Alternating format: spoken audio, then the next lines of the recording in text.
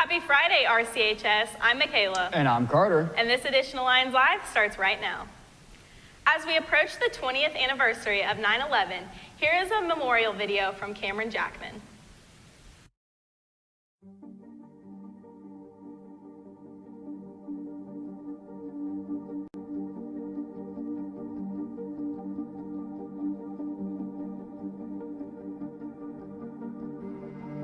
That a plane has crashed into the World Trade Center. This is as close as we can get to the base of the World Trade Center. You can see the firemen assembled here, the police officers, FBI agents. Unconfirmed reports this morning that a plane has crashed into one of the towers. The World Trade Center, both towers gone, and we are all witnesses to it, and to some degree we are all victims. Our fellow citizens, our way of life, our very freedom came under attack in a series of deliberate and deadly terrorist acts.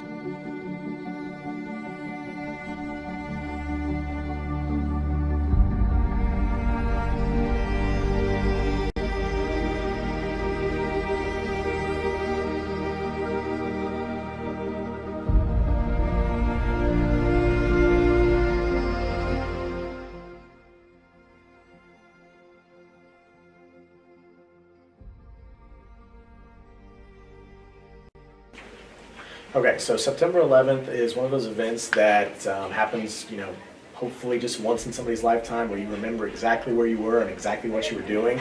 I happen to be here in the building taking an English test in room 154 from Mrs. Moster over a book called The Giver. I didn't actually find out about what had happened until the end of first block, which was close to 10 o'clock, a little bit 9:45, 9:50 in the morning. So by the time I found out what had happened, both towers had already been hit, but the rest of the day here at RCHS was spent watching the news and watching the rest of the events of the day unfold. The towers collapsing, finding out more information about Al-Qaeda, who I'd never heard of, hearing the name Osama bin Laden, who I'd never heard of, and wondering what was going on and all of the confusion and the chaos and the tragedy that really was, the terrorist attacks on 9/11. There was a lot of uncertainty and a lot of fear. I remember not knowing if this was just the beginning. Is this the first attack of multiple attacks? Are other major cities in danger? I remember it was a frightening time. Well, 9/11 was kind of a really different day for me. I used to start out my day at the elementary at RES. And back in the day, they used to have the TVs in the cafeteria, so I actually saw the first tower go down. And it was about time for me to come back over here, and no one here really knew what was going on yet. So I immediately came in and told the people in the media department to turn on their TVs that something terrible was happening. And so about the time we turned on the TVs, within about another 5-10 minutes, Tower 2 went down. But I don't think a lot of us really felt what was going on until later in the afternoon and started realizing the depth of everything. And I decided on that day that I would never let my kids go to school without telling them I loved them, because, everybody's life changed that day. My experience, I had a guest speaker who came in that day, and she said, "Hey, we're under attack." I had no idea what that meant at the time, but we turned on the television set and saw those horrific images. I just remember at the time the utter chaos, the dismay, the confusion, didn't know what was going on, the nausea from seeing the mass carnage. Just knew this cruel act of barbarity and how many people died at one fell swoop with these attacks. It was a strange day, and once we found out what happened, and then to figure out what kind of things we have to deal with from then on, some of the mistakes we made diplomatically and internationally after that, when we might have had I guess the world on our side, is a bit of a shame. I think we missed an opportunity there, but certainly that's a day that will live in infamy.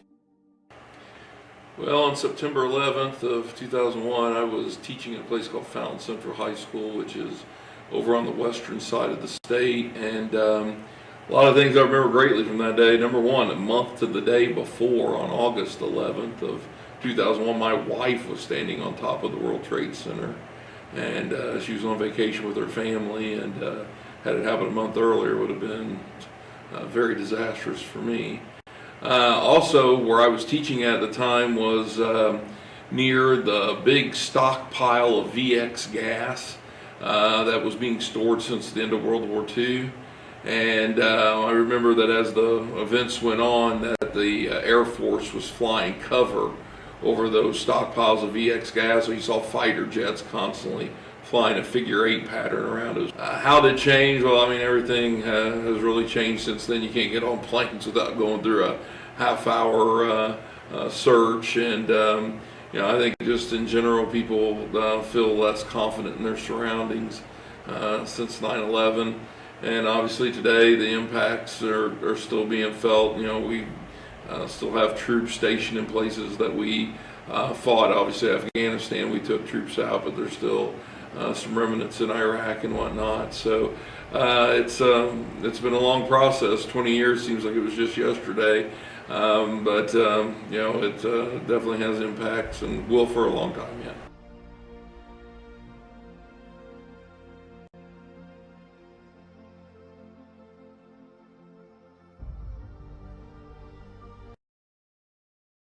Today is the last day to purchase homecoming tickets. They are $15 located in the bookstore. Here is an important video about homecoming dress-up days. Hello RCHS. As you know, homecoming week is right around the corner. It starts on September 13th and goes until September 18th, which the dance is on the 18th, and the football game is on the 17th against Connorsville. Here at RCHS, we like to have a spirit week just to get excited, get hyped for homecoming week. So for the dress-up days, on Monday, you're supposed to wear anything from the past. On Tuesday, you can wear anything from the future. On Wednesday, dress up as your class decade. So each class is assigned a different decade, so make sure you're dressing up appropriately for that. Thursday is your class colors, which would be freshmen are green, sophomores are orange, juniors are purple, and seniors are red and black. And then on Fridays, we are also going to be wearing red and black. Make sure you're dressing up and participating in the Spirit Week, and I'll see you all there. Lunch today is cheeseburger, baked beans, fries, fruit, and milk. Yearbook order forms are outside of room 159. You can also turn them back into the folder outside of room 159. The cost of the yearbook is $55 until November 5th, and then prices will increase. Now listen to Matthew for a weather update. Thanks, guys. It's currently really sunny, and it's 63 degrees outside with 81% humidity. And it's supposed to get up to 77 today and the low of 52. Now back to the desk. Thanks, Matthew. Now let's kick it to Araceli. Thanks, guys. The Lions tennis team fell to Newcastle with a score of 4-1, with Sam Smith recording the only win. The Lions will next be in action tomorrow at the Rushville Invite with a start time of 9 a.m. For sports action tonight, the girls' soccer team plays Muncie Burris at home with a start time of 5:30 p.m. The Lions football team will also take on the Bulldogs at Batesville with a start time of 7 p.m. The cheer block theme for tonight is jerseys. On Saturday, the boys' soccer team will play Connorsville with a start time of 10 a.m. The boys and girls cross country will also run at the Whiteland Invite, starting at 8:30 a.m. Girls golf will also play at East Central. Good luck to all our Lion athletes this weekend. That's it for me. Now back to the desk. Thanks, Araceli.